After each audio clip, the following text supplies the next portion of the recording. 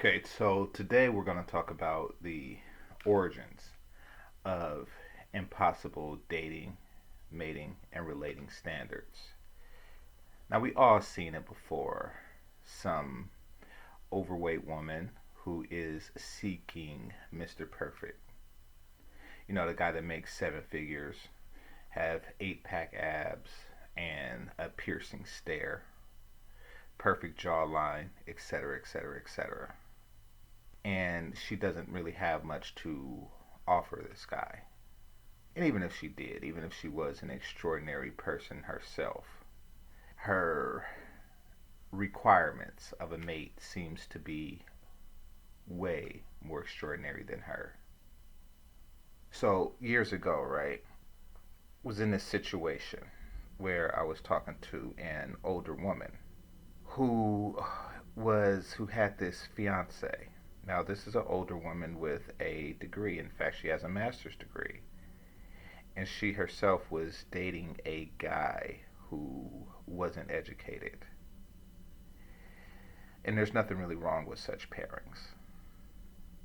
However, what I found interesting was when a young lady who recently graduated from a HBCU came to her for advice about her boyfriend who she met at that HBCU, but he dropped out. And she was wondering if she should continue a relationship with this young man. To which the older woman said, "No, you're an educated woman now, and he dropped out. An educated woman like yourself should not be with an uneducated man." So when the older person was telling me the story, I was just thinking, and I later said it, you do realize that you're an educated person with an uneducated man. You do realize that even though he dropped out of college, he did so because he had a great business opportunity that he took advantage of. Now he financially supports the both of them. And he makes more money than the man that you are currently with. Why would you suggest that young lady take advice that you yourself wouldn't take? You see, people have two scenarios, two relationship scenarios. One is the reality, the person that they actually date, the person that they're actually with. And the other is the fantasy person, the person that they wish they were dating, the one that they wish that they were with. So the older person was selling the younger person on their fantasy, not the actuality, not the compromises and things like that that they would have to take and make in order to have a healthy relationship. Now, why do I bring this up? I want people to be aware of these types of women. These types of women get into your relationship when you're in one. They're constantly in your girl's head, telling you one thing or telling her one thing, that you are not good enough. And you never will be. You're never going to meet the standard of the fantasies of her friends. I want you fellas to look for this pattern of behavior in her friends, because those friends are enemies of your relationship and your own personal happiness. Now, I want you to also look for this pattern of behavior in your own friends. Whenever they have impossible dating, mating, and relating criterias of you, I want you to pay close attention to those people. Am I saying change the friends? No, not at all.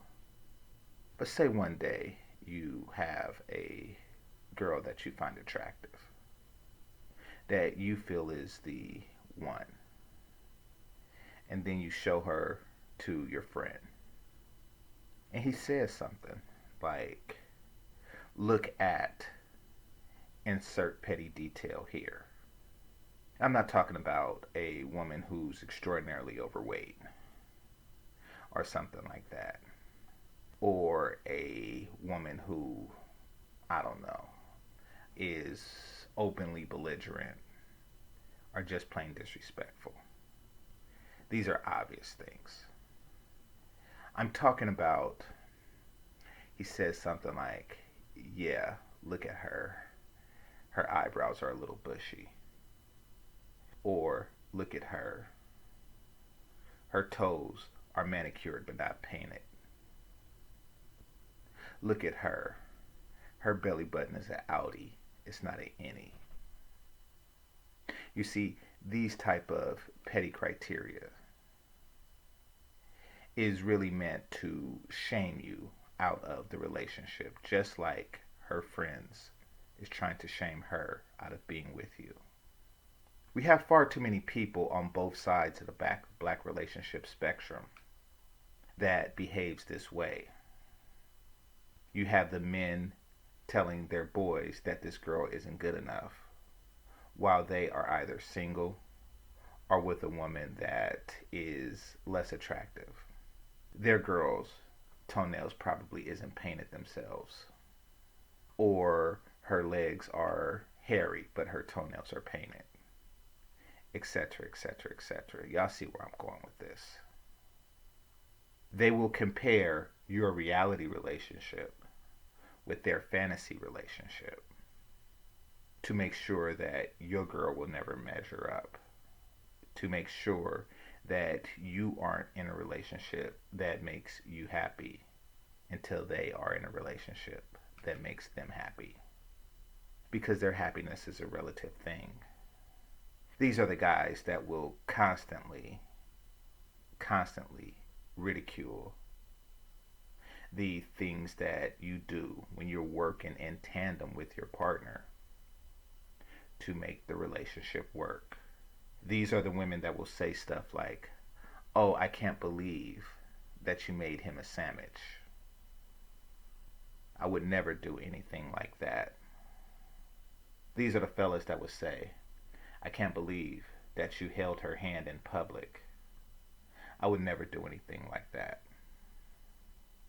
Etc., etc., and on. When dealing with these people, understand that they are coming from a place of frustration, I should say. And this isn't me trying to shame them, because there really isn't any shame on them. It is a shame that they are looking to destroy lives and they don't even realize it. That they are looking to see you unhappy so you can share in their unhappiness.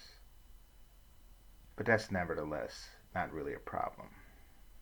What you gotta do when you meet somebody like this and they say, I would never do that. I would never be the one to propose on both the man or the woman's side. I will never buy a stove for the man. I would never get him a sandwich for the woman, etc., etc., etc. All you have to do is look at the person and tell them, I'm happy.